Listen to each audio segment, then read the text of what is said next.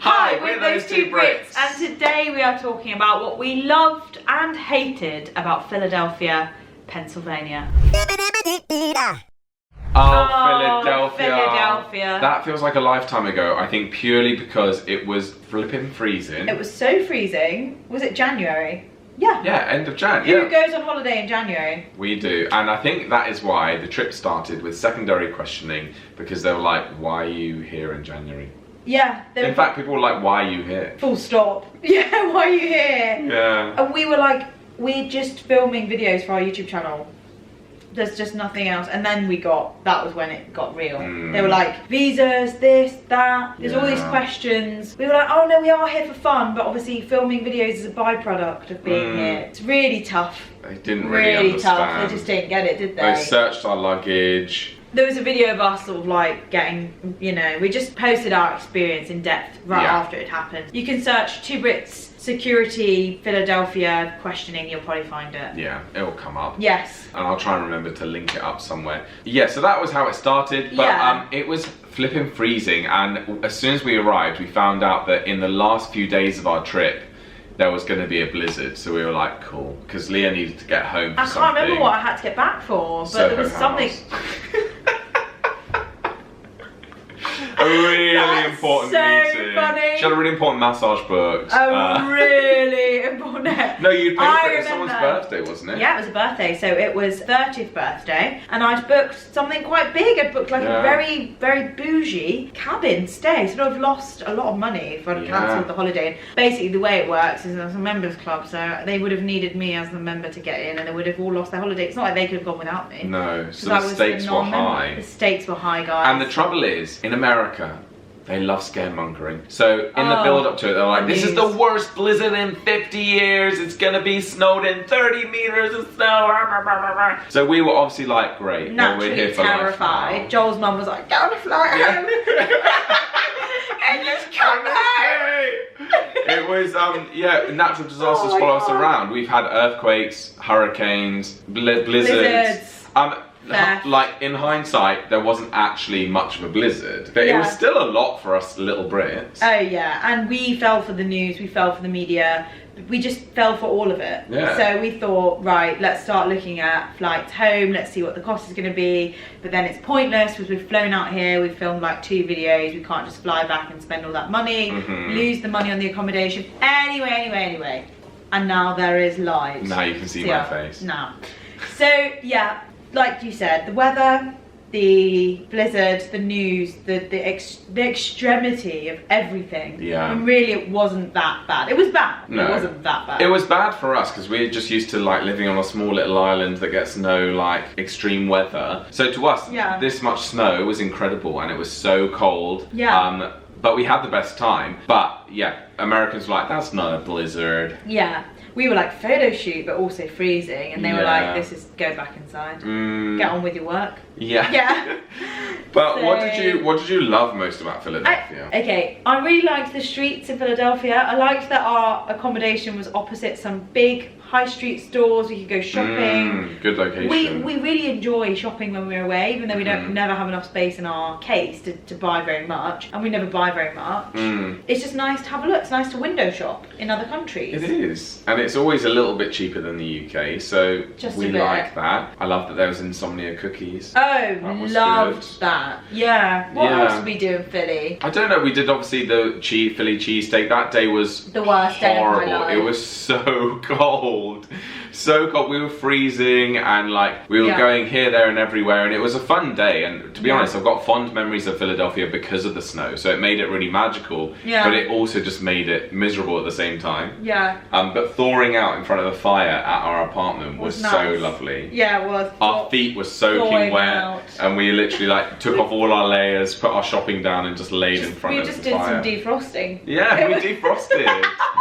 And we're just back home defrosting in front of the fire. It was really nice, although when we were doing the filming in the freezing cold, trying to survive and also trying to taste test this Philly cheesesteak, I can't tell you, it was probably one of the worst moments of filming history. Yeah, it was just so bleak. We both kind of knew, we were like, this is so bleak. And we were taking out our anger on the weather, but on The cheesesteak. The cheesesteaks, we were like, this is disgusting. And then as soon as we got in the warm, we were like, oh, it's not too bad. Right. Yeah. I remember eating more of it when we were defrosting, and I was like, not too bad. Yeah. But yeah, so Philly food. I also really liked the history, like the historical district. We did a tour of Independence Hall, which was really fun. That was interesting, yeah. What else did we do in Philly? I can't remember. Oh, saw a basketball game. Went on the Preston show. The prison. I love the prison. We did do some really good historical, cultural things there, didn't we? Some landmarks. Yeah, it was actually really nice. Yeah. I'm trying to think of what we disliked whilst we were there. Possibly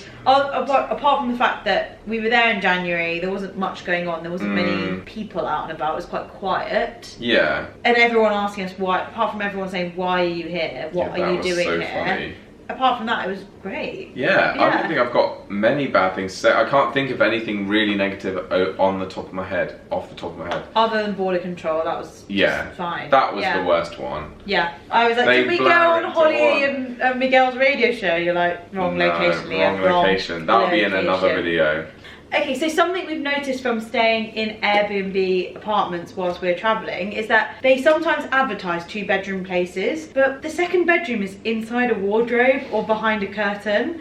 And then often you sort of get behind this wardrobe and you realise there's no window, there's no light fitting, there'll just be like a little lamp in the room that's plugged into, just into the wall. And then you're like, okay, so there's no window in this room, there's no natural light coming in. I feel suffocated, I'm gonna die. Yeah. So, yeah. It's very weird, isn't it? We've been taking it in turns to sleep in the wardrobe room. Yeah. And Joel had to have that room in Philadelphia. I did. You know what? I found it cozy in the end. I think when you first arrive in an Airbnb, and it usually, as Ia said, there's one nice room and one not so nice room. Yeah. And initially you're like, oh no, that would be terrible to sleep in there. And then once you've slept in here, you're like, oh, it's actually fine. Yeah, you're right.